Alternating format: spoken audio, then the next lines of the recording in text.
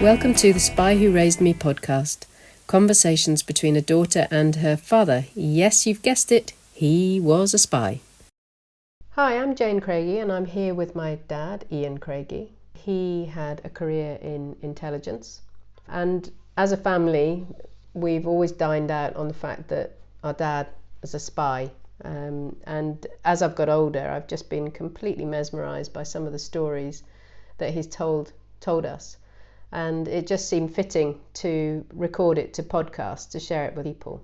So Dad, in the last podcast we talked about your early career training, learning about surveillance at Bow Manor Hall, UK. And your first international posting was to the Far East, to Hong Kong and to Labuan, again in the early 60s. Could you tell us a little bit about why those two locations were so important? Yes, I mean, for a young Air Force man going to Hong Kong, I mean, that was the Far East, and I had a rural upbringing, so very, very exciting to be going to a place like Hong Kong. It was mystical, it was full of stories and so on, and we arrived in Hong Kong absolutely amazed at the congestion and the bustle and so on, and Chinese people and the way they conduct themselves and so on. Lovely people, but just totally different. And it was exciting. I have to say that it took us a week or two to get used to the whole thing, and we had to travel quite a bit by Land Rover through parts of Hong Kong to get to work and to find out, basically what we had to do for the next year or so. And the villages, I can remember, very primitive. There were very high walls and very, very closed-in societies that lived within them. And it was fascinating to be driven through that, especially going on at night. You see places at the worst.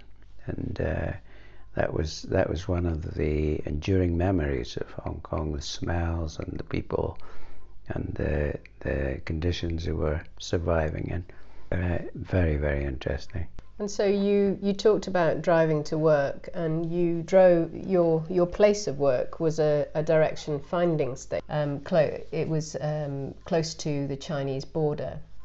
What is a direction finding? A direction finding station is a means of taking a bearing on a target, so that if someone has an HF, which is high frequency radio facilities, then in a direction finding station, it's possible to sit, and with the technology that they have, is to measure the angle that the signal is coming from, and with 3 or 4 of those similar stations, then it's possible to pinpoint the exact location of the target. And that was the case with China. So interested in China, an emerging power, very secretive,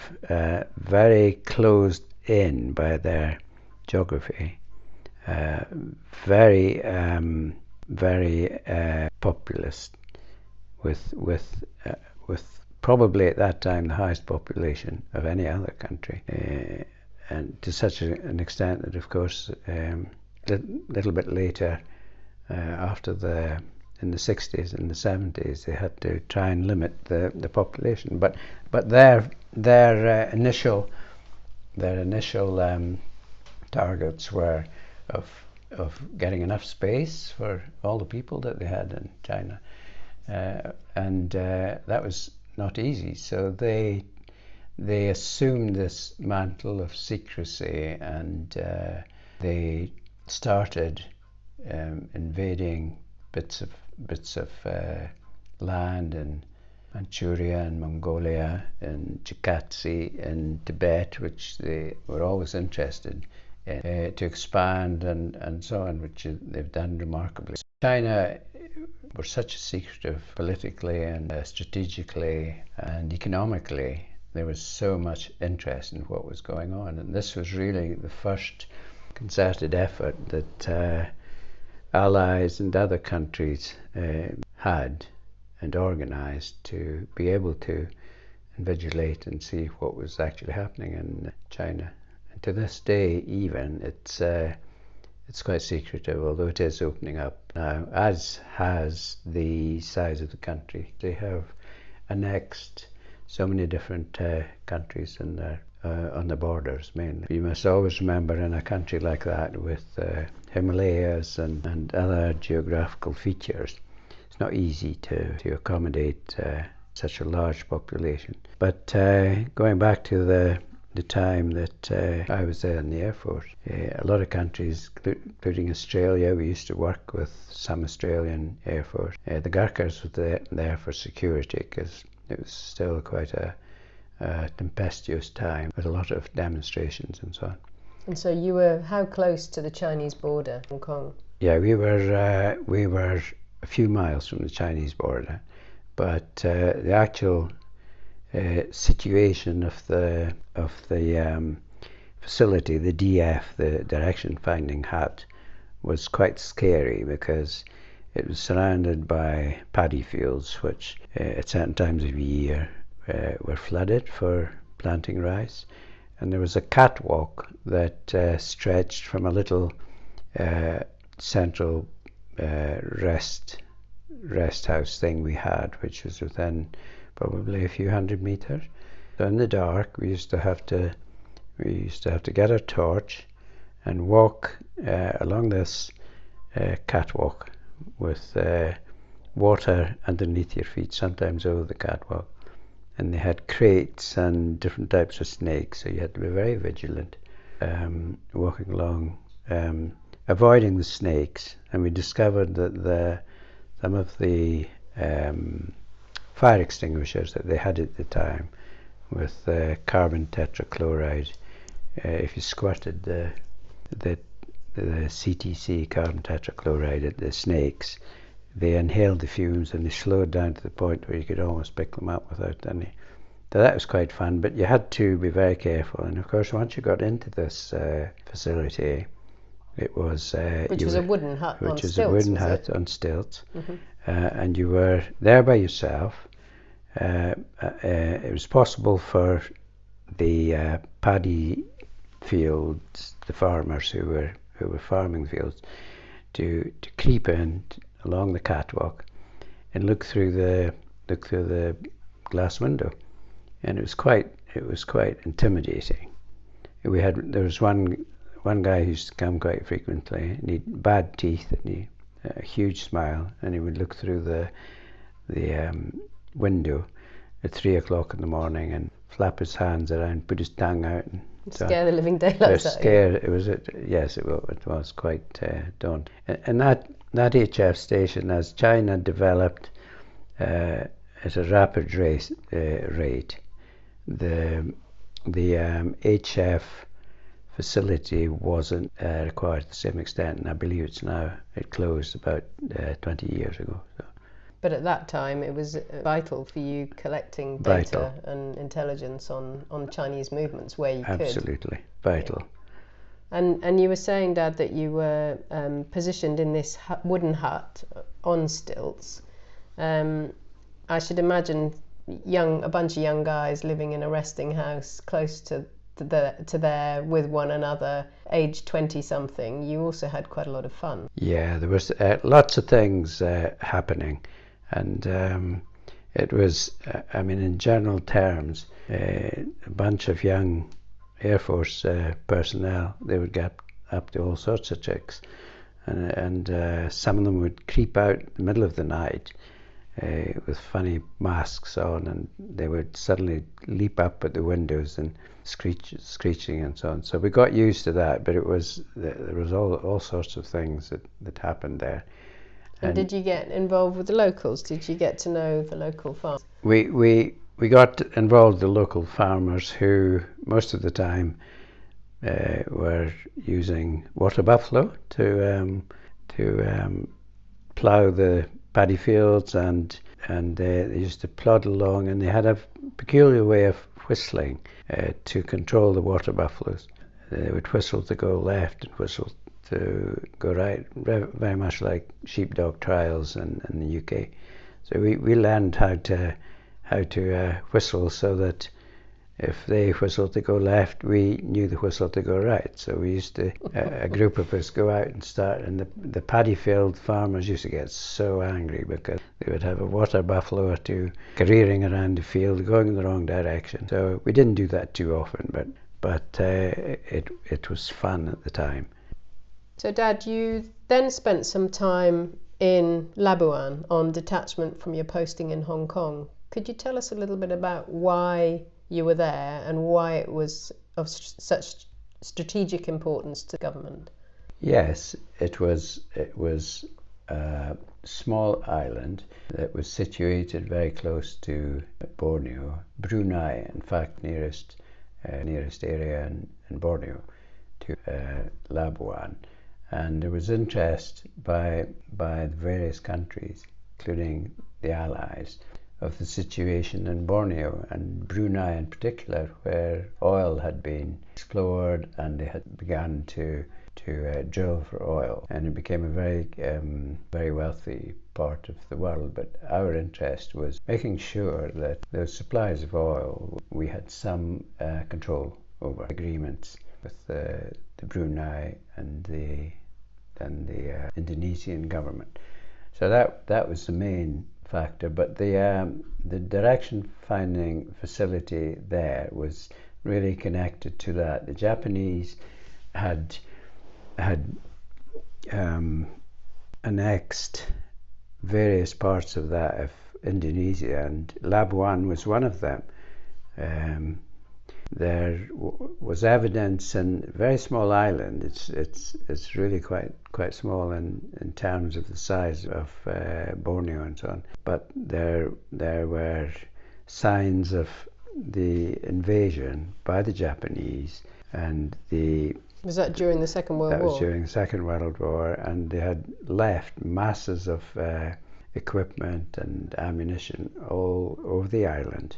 Some of it secreted, some of it not, and that's a matter of interest, historical interest. That is where the Japanese High Command signed the papers for surrender. There's now a beautiful monument on the beach in Labuan that commemorates that signing. And you were telling me earlier that you had quite a lot of fun with the munitions that were left behind by the Japanese, and I'm surprised to hear that you're still here after that. Can you tell me a little bit about that? For sure, that was young Air Force people getting up to mischief, but we found that the surrounds around the DF at the direction finding, which was partially in the jungle, but open enough not to inhibit the targets. And we found that there were piles of ammunition, guns that they'd left in various states of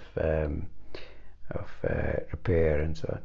So what we used to do for a bit of fun at the weekends was collect this ammunition, and we'd get little bundles of it, light a bonfire, and then at the appropriate time chuck in this ammunition and run like hell to take cover behind the trees in the jungle. And then it was fun to see, and afterwards you could see some of the trees that had caught the ammunition. You know, it was a silly thing to do, but it was very interesting. I'm surprised that you all survived.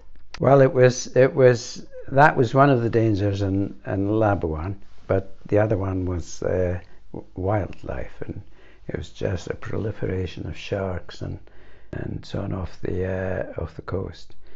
In one of the sandy bays that we used to frequent, we used to use some of the tanks, the fuel tanks that the aircraft were using, because it was very strategic at the time for American aircraft to come in and British aircraft to come in, probably as support to the oil industry. but also surveillance to see what was happening in the South China Seas and so on. Anyway, this at that time, so many sharks and sea snakes.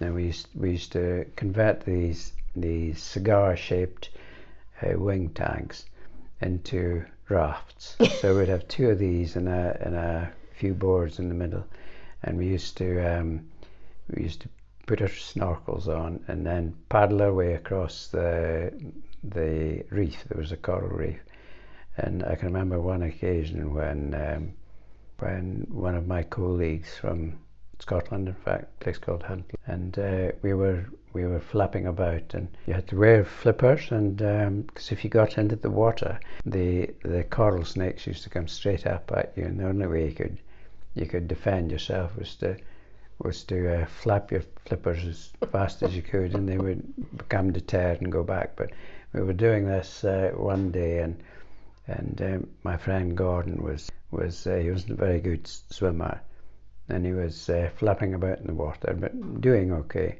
And this hammerhead came up, and only about 10 feet from him, and it did a sort of roll, and its huge extended head came up and walloped down. And Gordon got so panicked that he started gulping in water. So we had to go in and pull him out. He reminded me of it many years afterwards, saying, "You saved my life." But anyway, that was one of the interesting things of being in a place like that. Well, jungle, I mean, it's amazing jungle in Labuan, it's just isn't it? incredible. And the species that were there, because it was isolated and it hadn't much population, was very small. It was, interesting times. Yeah, and the direction finding stations, they weren't just, so you were based in them in Labuan and in Hong Kong, but they were also really important in the UK, a number of direction finding stations, and one in particular that you mentioned in the last podcast, Scarborough. So tell me a little bit about that. Yes, Scarborough was created. The direction finding facility was created a long time ago because of interest in the German High Command and so on. And it was set up on the Yorkshire coast, quite close to the sea, only a short distance away. And the prime purpose of that was to find out what was sailing and coming close to Britain, like the submarines that were ploughing their way up and down the coast, and all sorts of different shipping, destroyers, battleships and so on, and that in conjunction with other sites around the UK gave an extended baseline which allowed us to pinpoint the position of some of those targets, and it became very effective in for the Allies, American and the British, and some of the European countries to keep some sort of track on what was happening. And of course it meant that our ships could go in and depth charge and so on if they knew the exact position of submarines. The Bismarck was one of the targets, and that was very much to do with the effort that Scarborough put in to detecting its exact position, and feeding that into the various authorities. And of course it was torpedoed. The Bismarck was torpedoed. Was torpedoed, yes, towards the end of the war, and that was, I think, that was the headquarters at the time of the Naval High Command. So that was a fantastic thing to happen from the point of view of the well-being of the Allies. It was a huge triumph. But interesting. And so Scarborough was responsible for finding the Bismarck, was it? Yes, it was Scarborough's work identifying that transmissions were from the Bismarck. The sinking of the Bismarck was a really important point in the Second World War, and it was all down to Scarborough. it was all down to Scarborough, and in cooperation with other direction finding sites, and but they were instrumental in recognising that it was the transmissions that they were monitoring emanated from the Bismarck, and also helped the other stations who were listening to and measuring the point in the compass. And all of those things meant that the Allies knew exactly the position of Bismarck, and they destroyed it and it sank. And this news about Scarborough and the location, the direction finding station, which was located at a little farm called Croft Spa, only came to light in November of 2019. GCHQ released this information at its 100th year anniversary, and it's just incredible that these stations that were so much a part of your early career, and using the technology that we had back in the 1960s and earlier, that they were just so important for national security. Absolutely. I mean, there were little garden sheds, about the size of a garden shed, with four aerial masts, which were not very thick, not very big, so they escaped attention. But the local people got so used to them being there, and they were so low profile anyway, that they were accepted, blended into the background. Yeah. Absolutely fascinating. Well, if you ever needed any testament to the importance of intelligence in keeping countries safe, these directional finding example. So thank you ever so much. That was just so interesting. There's so much more that we'll be covering over the future podcasts. I think it's time for your lunch, because I've kept you here for an hour, and I'm sure the people that are going to be listening to this podcast will be ready to go and have a break themselves. But we're going to come back at the next podcast, and we'll talk about the move that Dad then made to another country. So if you join us next time, we'd be very glad to have you. And thank you very much again, Dad.